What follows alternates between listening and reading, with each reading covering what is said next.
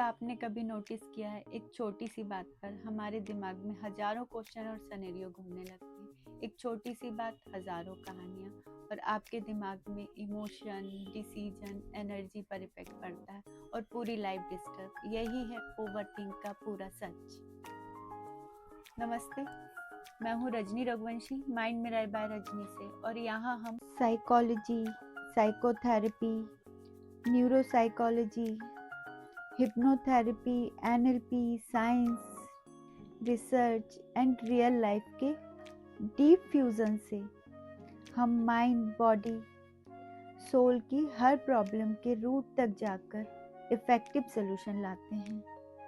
और हमारा मिशन है हेल्दी माइंड ब्राइट लाइफ। आइए इस मिशन का हिस्सा बनिए, क्योंकि आप सबके बिना ये मिशन अधूरा है। और इस मिशन का आज का टॉपिक है हमारा ओवरथिंक का पूरा सच।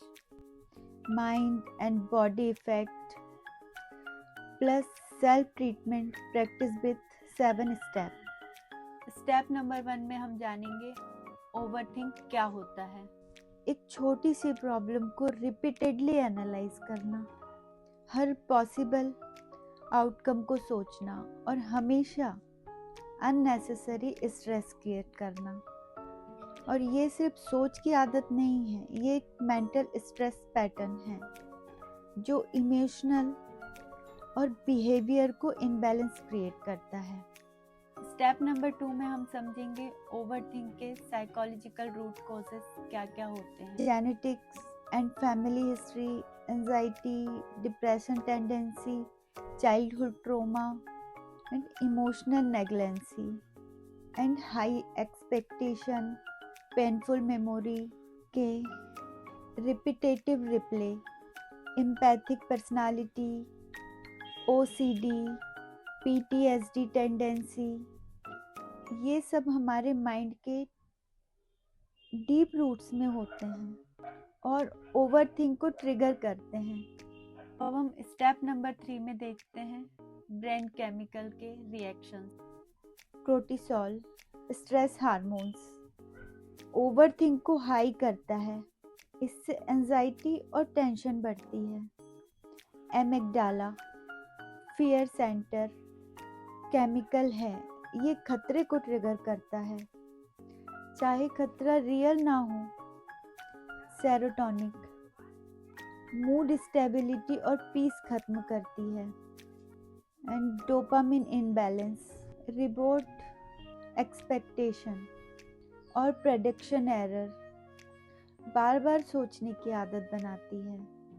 प्रीफ्रंटल कॉर्टेक्स होने पर लॉजिकल सोच लिमिट से ज़्यादा एक्टिव हो जाती है, लगातार एनालिसिस लूप बनता है।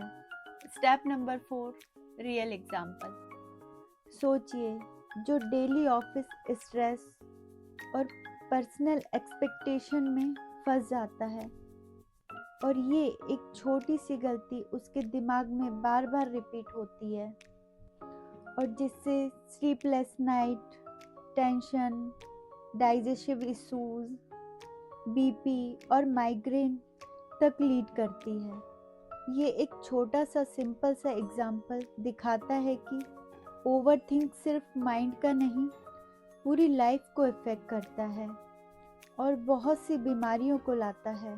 स्टेप नंबर 5 में हम साइकोथेरेपी, सेल्फ हेल्प ट्रीटमेंट हम देखेंगे। Psychotherapy plus self help treatment practice. Practice number 1, thought awareness, एक रियलिटी चेक। अपने नेगेटिव थॉट को पॉजिटिव करने के लिए क्वेश्चन करें कि जो हम इतना सोच रहे हैं, क्या ये सब रियलिस्टिक है, और नहीं है तो हम क्यों ही सोच रहे हैं। और जब भी आपका माइंड ओवरथिंक करने लगे, तब आप उसे याद दिलाएं, यह सिर्फ विचार हैं और हकीकत नहीं। ऐसा करने से आपकी सोच में थॉट अवेयरनेस बढ़ेगी और धीरे धीरे आपका माइंड रियलिटी से जुड़ने लगेगा। Practice number 2, cognitive reframing therapy, सोच को नया फ्रेम देना, नेगेटिव थॉट को रियलिस्टिक और सोल्यूशन फोकस्ड पॉजिटिव थॉट से रिप्लेस करना। जैसे दिमाग में अगर ख्याल आ रहा है मुझसे ये काम नहीं होगा, तो इसे हम पॉजिटिव थॉट से रिप्लेस करेंगे। अगर मैं इसे समझकर स्टेप बाय स्टेप करूँगी तो इसे मैं ज़रूर कर सकती हूँ या कर सकता हूँ। इससे ब्रेन में नेगेटिव लूप से बाहर निकलकर पॉजिटिव रास्तों को मजबूती मिलती है और कॉन्फिडेंस बढ़ता है। अब हम स्टेप नंबर 6 में देखेंगे silent warning of the mind, hidden danger to the body. अगर आप अपनी ओवरथिंक और क्रॉनिक स्ट्रेस को इग्नोर करते हैं तो सिर्फ माइंड ही नहीं, बॉडी भी सफ़र करती है। स्पेशली स्टमक और डाइजेस्टिव सिस्टम डायरेक्टली इफ़ेक्ट होता है। इससे acid reflex, ulcer, gastric, high cholesterol, stomach inflammation, poor digestion, anxiety, IBS, constipation, confidence की कमी, वीक न्यूट्रिएंट्स टेंडेंसी इंक्रीज होती हैं। और हाँ, याद रहे इन सब चीज़ों में जब तक हम न्यूरोकेमिकल्स को बैलेंस नहीं करते तब तक ये सीरियस फिजिकल डिसीज़ पूरी तरह हील नहीं हो सकती। ये साइलेंट वार्निंग आपको पहले ही अलर्ट करता है। इसके लिए अवेयरनेस और अर्ली प्रोफेशनल गाइडेंस बहुत ज़्यादा इम्पॉर्टेंट हो जाता है। अब हम स्टेप नंबर 7 में देखेंगे psychologist approach. Psychological test depend on the case, जैसे IQ, EQ, personality, stress, anxiety, childhood behaviour test और अदर टेस्ट। और ज़रूरत होने पर लैब टेस्ट भी होते हैं, जैसे genetics, brain chemistry, hormones test. Then बहुत तरह की थेरेपीज़ होती हैं, psychotherapy according to the case, जैसे CBT, REBT, NLP, trauma healing, mindfulness और अदर साइकोथेरेपीज़। इसके साथ life guidance depend on the case, जैसे diet, exercise, sleep, self care. ये कंबाइंड कॉम्बिनेशन अप्रोच इंश्योर करता है कि मेंटल इश्यूज पूरी तरह से हील हों, ना कि सिर्फ सप्रेस। और ओवरथिंक के वीडियो से रिलेटेड साइकोथेरेपी या सेल्फ हेल्प ट्रीटमेंट प्रैक्टिस में आपको कोई भी क्वेश्चन है तो आप मुझे इंस्टाग्राम ID पर मैसेज कर सकते हैं। हम आपकी हेल्प करने की पूरी कोशिश करेंगे।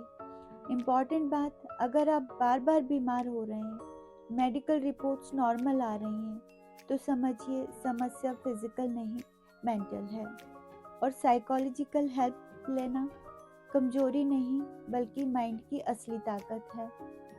और ये एक बहुत अच्छी बात है कि जिस तरह से हमारे थॉट हमारे माइंड केमिकल को इनबैलेंस करके मेंटल और फिजिकल प्रॉब्लम क्रिएट करते हैं, उसी प्रकार से प्रॉपर साइकोलॉजिकल टेक्निक से बैलेंस हम वापस पा सकते हैं। पर ये आप पर निर्भर करता है कि आप प्लान को कितनी स्ट्रिक्ट तरह से फॉलो करते हैं। और आपको अपना ही मिशन याद है ना, हेल्दी माइंड ब्राइट लाइफ, और आप सब इस मिशन का हिस्सा हैं। हम फिर मिलेंगे एक नई साइकोलॉजिकल प्रॉब्लम के इजी सॉल्यूशन के साथ। नमस्कार, take care of your self.